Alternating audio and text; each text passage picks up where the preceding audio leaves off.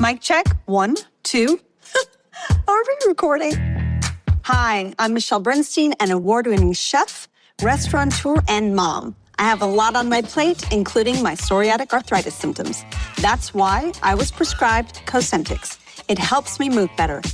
Cosentyx secukinumab is prescribed for people 2 years of age and older with active psoriatic arthritis. Don't use if you're allergic to Cosentyx. Before starting, get checked for tuberculosis. An increased risk of infections and lowered ability to fight them may occur, like tuberculosis or other serious bacterial, fungal, or viral infections. Some were fatal. Tell your doctor if you have an infection or symptoms like fevers, sweats, chills, muscle aches, or cough, had a vaccine or plan to, or if inflammatory bowel disease symptoms develop or worsen. Serious allergic reactions and severe eczema-like skin reactions may occur. Learn more at 1-844-COSENTYX or Cosentyx.com. Ask your rheumatologist about Cosentyx.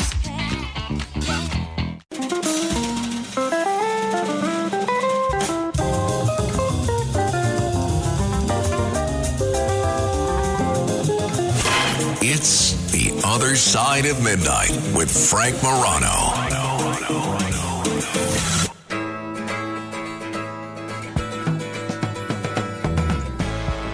When I'm with you, it doesn't matter where we are or what we're doing. I'm with you, that's all that matters. Time passes much too quickly when we're together laughing. I wish I could sing it to you. Oh no, I wish I could sing it to you. Oh, oh, oh, oh, oh,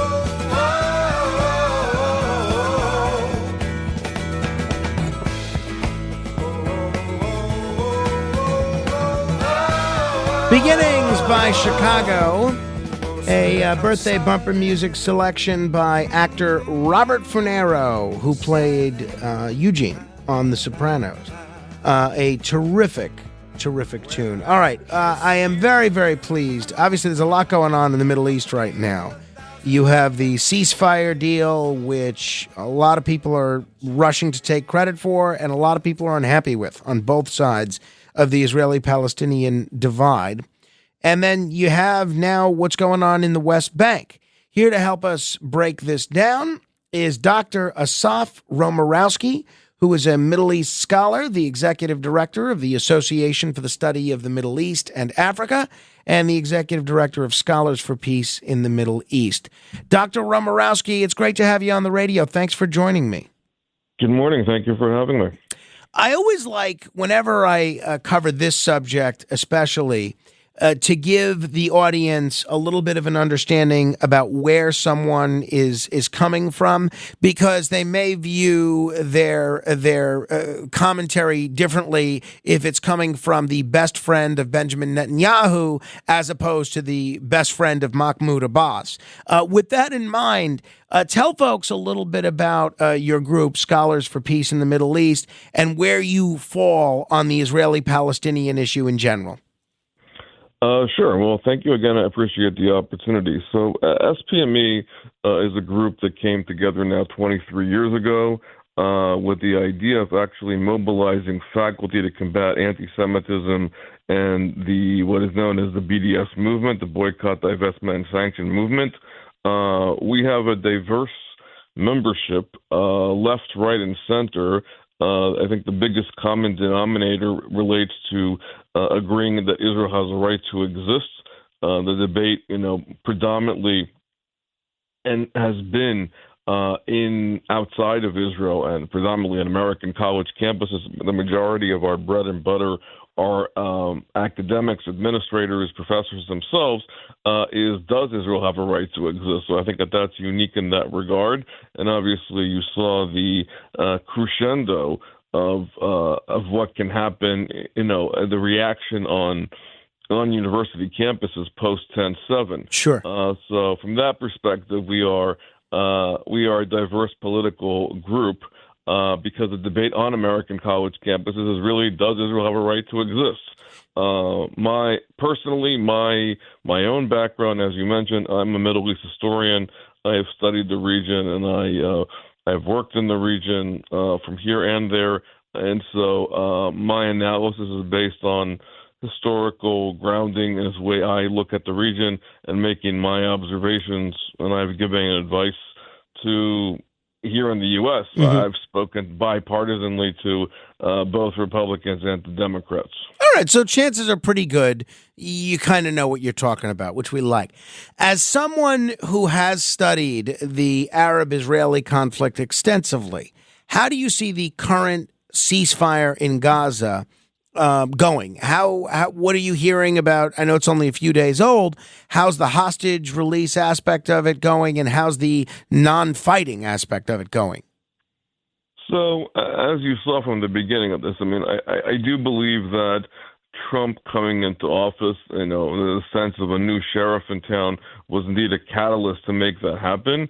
You did see from the beginning of this process, this new phase one, which is the first 42 days here, and the release that you saw happen at the beginning of the week of the 3 women, that was delayed. Hamas agreed to release the names they were supposed to based on the agreement and based on the conversations with the Qatari interlocutors to release the names. They didn't release the names the day before, which they were supposed to. They released it later in the morning, even though they're supposed to give it early on. The Israelis attacked. Eventually, there was pressure coming along. I mean, to frame it, you are dealing with a terrorist Islamist organization. You are dealing with the culture of death. To make it, bluntly clear, you're making a deal with the devil. That being said, this wasn't a good deal. It was a necessary deal. I mean, this has been you've seen and observed the suffering, the pain that Israeli society has gone through. Especially the hostage families. Israel is a small enough country that everybody has been impacted by this war one way, shape, or form. The level of PTSD is insurmountable to try to quantify. And you've seen at Hostage Square families, demanding that their loved ones come home. And it's important to understand that the two main objectives of the war, as they were defined by the IDF and by the military by the political cabinet that came about after 10/7, was 1, the eradication of Hamas, and 2 was the bringing back of loved one hostages home, as many as possible, dead or alive, back to Israel. And that's been a very difficult tension to straddle. And as a result, the fact that what you're doing here, given the fact that you're relying on the Qataris, who have been, really, I would argue, been playing it both ways. They've been complicit with 10/7. They have hosted Hamas leadership, in 5-star hotels and lavish lives. And on the other hand, they are also negotiating the hostage deal. So, and they're supposedly an ally of the United States. I still think that that's a dubious, and questionable alliance to begin with. And I think that, the Trump administration is going to have to figure out what they do with the Qataris. That being said, Israel is now releasing, because they believe, as a kind of a Jewish ethos, that they have an obligation, and whatever, they are freeing thousands of Hamas prisoners that are basically, you're now fortifying, and you're basically in the pool and expanding their bench, because they're going to go back into activity, but at the cost of bringing back home Israelis across the board. So that's phase 1, and we're going to see, this is all part of this 42 deal, 42 days of this first deal, the first phase. Supposedly on Saturday, you're going to see another group of women being exchanged as this happens. My personal, again, I'm cautiously optimistic. I believe that this first phase, coinciding with Trump's first 100 days in office and this first 42 days, will indeed take place. There's a lot of pressure to make this happen. I'm skeptical. I'm not sure about phase two because part of this and part of the delicacy for the Israelis and part of what you're seeing happening inside the debate of Israel and the Israeli cabinet and the political debates is ending this war. Does this war end or not? And for Hamas, the moment, this war ends, and this is what the Qataris, to my mind, have in mind, sure, they're guaranteeing that Hamas will be around the day after tomorrow, which goes counter to what the Israelis have defined at the beginning of the war. And so that's the tension that you're seeing play out here. At 32 minutes after the hour, this is The Other Side of Midnight. We're talking about the Middle East and what's going on in Israel and now the West Bank with Dr. Asaf Romirowsky, excuse me, the executive director of Scholars for Peace in the Middle East. Dr. Romirowsky, catch us up with what's happening in the West Bank right now. Are the events that we're seeing in the West Bank, the new activity there, which the Israelis say is an anti-terrorist operation, are those directly tied to the ceasefire deal and what's going on with Hamas in Gaza? They're all interconnected, and the connectivity is all there. Let's be clear also to frame it.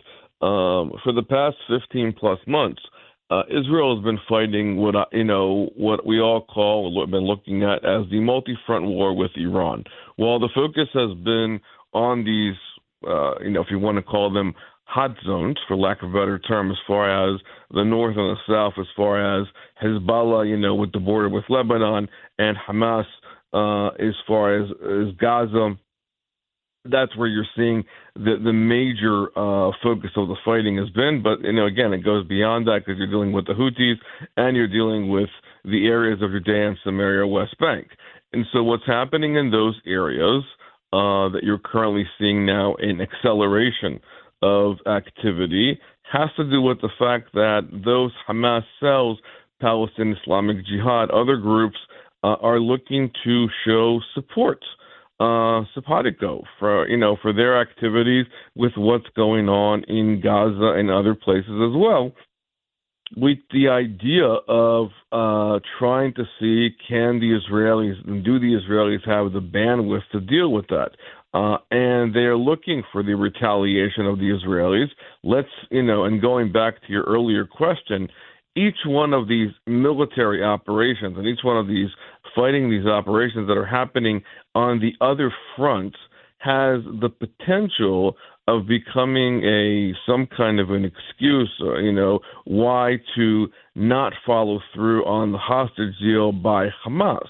And so they're looking at these connected events to see where that's going to happen. You also saw, over the past few days, there was an attack in Tel Aviv, another terrorist attack that happened. And so these are all part of the threats and the concerns that are ongoing. It is important to understand this is not the end of the war. The war is still on. This is a kind of a pause, as this hostage deal is taking place as it relates to the Gaza front. But it doesn't mean that any one of these other Iranian affiliates and these Iranian patrons that are involved here are not going to continue. And so I think that's part of what you're seeing play out here. And the Israelis are going to retaliate. The Israelis are going to do what they do, again, because of their commitment. Let's be clear, abundantly clear here, what took place here. There was a total and utter failure of every institution that failed on October 7th. And so there's now been a breaking of trust between Israeli society and its government and the entire security apparatus.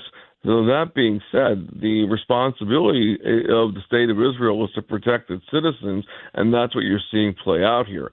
But there is an ongoing connection, and these Islamist organizations that are around are connecting, are all playing, showing their support. And let's not be also naive to believe that there's no connection between the PLO and Hamas.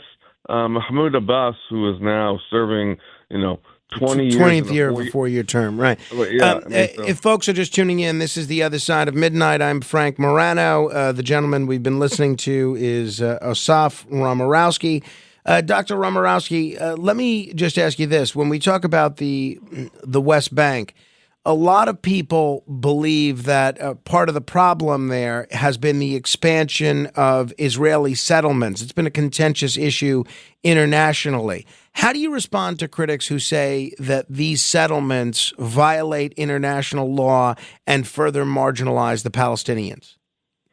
So let's be clear here. I mean, the occupational narrative that has been basically articulated by the Arab-Palestinian narrative is basically, this has been the consistent narrative since the Six-Day War in 1967, but really, actually, it goes back to 1948. The understanding from the Arab-Palestinian perspective is that any land that was once Muslim is always Muslim in perpetuity. From their perspective, it is illegal altogether that Israel exists on every front, denying any kind of ancestral connection between the state of Israel and the Jewish people. Let me just, contextualize that from the theological perspective. That being said, the so-called argument that the occupation is the root cause of every debate of the reason there's no peace between Israelis and Palestinians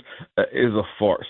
We have a long history going back to the beginning of the 20th century and prior to that, where there have been mutually agreed upon agreements between the Arabs and the Jews about the exchange of land, recognition, and at every turn, at every corner, every time there is a proposal on the table, Israel offers X, Y, and Z, and the Palestinians say no deal. And this has been a ruse to continue this, and so that pattern of behavior has been consistent.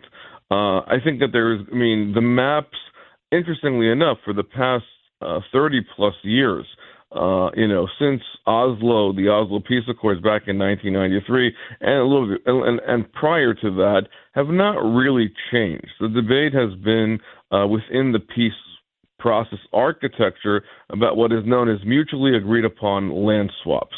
But the Arab-Palestinian narrative basically argues, incorrectly, but this is part of the propaganda, that Israel stole the land, and so because of that, they're illegally occupying that. As a result of that, and this is also what you see projected on the majority of American college campuses, and exactly what was sold post 10/7, that Israel is a settler colonial state. Again, these are all part of the trigger words. They have nothing to do with reality. They're all part of the propaganda, but they've been used as a excuse to sell and to rationalize and validate the violence, the slaughtering, and the brutality against Jews.